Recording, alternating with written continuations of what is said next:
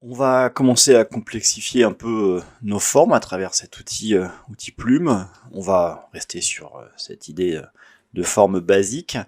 On va commencer à rajouter des options de clavier pour pouvoir améliorer nos tracés. Donc je recontinue avec cette forme basique. Je vais utiliser l'outil plume toujours, mais je vais imaginer ce tracé sous forme de petit haricot par exemple. Alors je vais tout de suite, pour ne pas venir perturber, je vais venir décocher certaines options que j'avais précédemment déposées. Je vais venir sur un contour plus fin pour que ça soit moins imposant. Voilà. Je reprends mon petit plume. Je fais donc un cliquer-glisser enfoncé vers le haut pour définir ma première poignée, direction vers le haut. Je vais déposer mon deuxième point et je vais imaginer une forme de montagne là. Et je vais simplement éditer mes poignées dans l'axe horizontal pour venir faire cette forme là.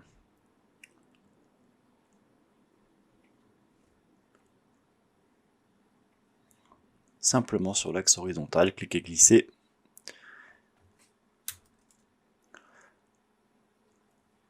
Alors ce qui peut arriver souvent, c'est de lâcher un peu trop tôt notre souris, c'est-à-dire que j'ai déposé mon point.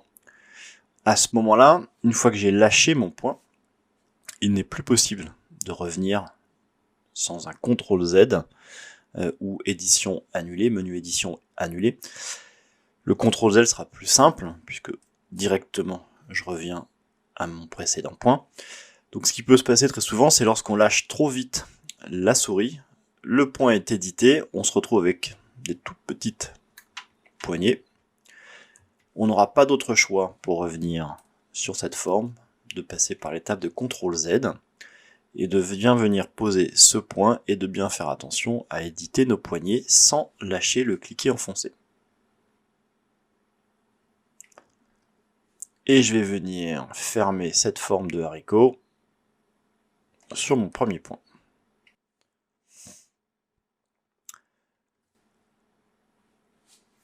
On est toujours dans la même forme avec nos poignets, donc c'est cet exercice que je vous conseille de répéter pour améliorer vos tracés.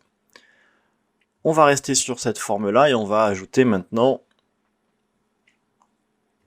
cliquer et glisser nos poignets sur l'axe horizontal.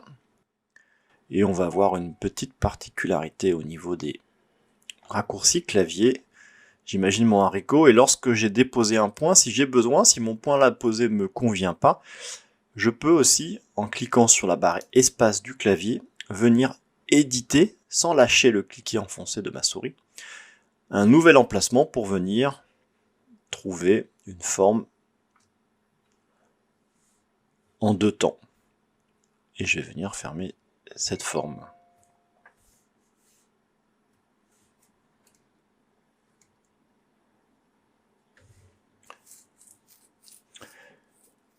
J'ai donc cette forme dessinée avec cet outil plume, et pareil, avec mes outils de sélection directe, je vais pouvoir améliorer, venir déplacer mes points en fonction de mes besoins, éditer mes poignées, ou l'une ou l'autre.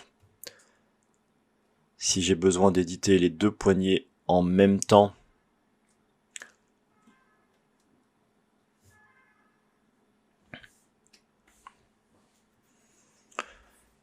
si je veux éditer mes poignées en même temps, sachez que cette fonction n'est pas possible, c'est soit l'une, soit l'autre. Mais je ne pourrai pas simultanément éditer mes poignées. Donc au moment où je décide de déformer ou de corriger cette poignée, j'aurai une incidence uniquement entre la poignée qui est définie entre ces points références, mais je n'ai pas d'incidence sur ma précédente courbe.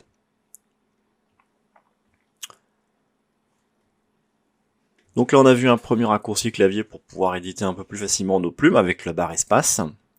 On va continuer avec un toujours dans cette forme-là de haricot, avec une nouvelle touche que l'on va additionner, c'est la touche Alt du clavier. Lorsque je vais éditer mes points, pour l'instant je suis sur une courbe entre ces deux points, de forme plutôt ouverte. Je peux aussi avoir des besoins au niveau de mes courbes un peu fermées, un peu plus fermées, réduites, c'est-à-dire que j'ai une direction qui est prise vers le bas. Je vais venir enfoncer la touche Alt de mon clavier, mais attention, sans lâcher le cliquet enfoncé de ma souris. C'est une petite manipulation un peu complexe au début, mais lorsque je fais un cliquet glissé pour éditer mes courbes, je me concentre donc sur l'édition de cette courbe. La barre espace me permet de pouvoir éditer ce point. Et lorsque je vais descendre ou remonter, on est sur l'édition de cette courbe. Et lorsque je viens maintenant cliquer sur la touche Alt de mon clavier, je viens de verrouiller simplement ma précédente courbe à partir de ce dernier point. Et j'ai maintenant une poignée que je peux éditer pour pouvoir changer de direction et partir ici sur une nouvelle forme de courbe avec une tangente qui va être avec un angle fermé, et je vais pouvoir éditer cette même forme de haricot, mais là pour le coup maintenant on va lui donner un autre sens. J'édite mon dernier point, barre espace pour trouver l'emplacement, et je vais imaginer la forme d'un cœur. Touche Alt une fois que j'ai défini cette courbe entre mon avant-dernier point et mon dernier point. Une fois que j'ai trouvé la bonne courbure, le bon emplacement, touche Alt enfoncé, et j'ai donc verrouillé ma précédente courbe. J'ai donc une poignée libre maintenant qui va me permettre de pouvoir continuer cette forme de cœur.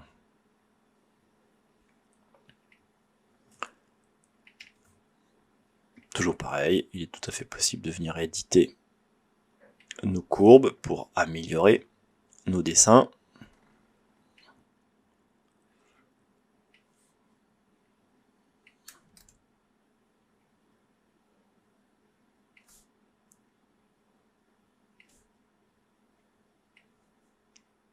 Voilà ma forme de cœur avec ce nouveau raccourci clavier touche Alt du clavier qui m'a permis d'éditer ce nouveau tracé. Donc comme je vous disais, on est sur des formes simples, un rond, un haricot, un cœur.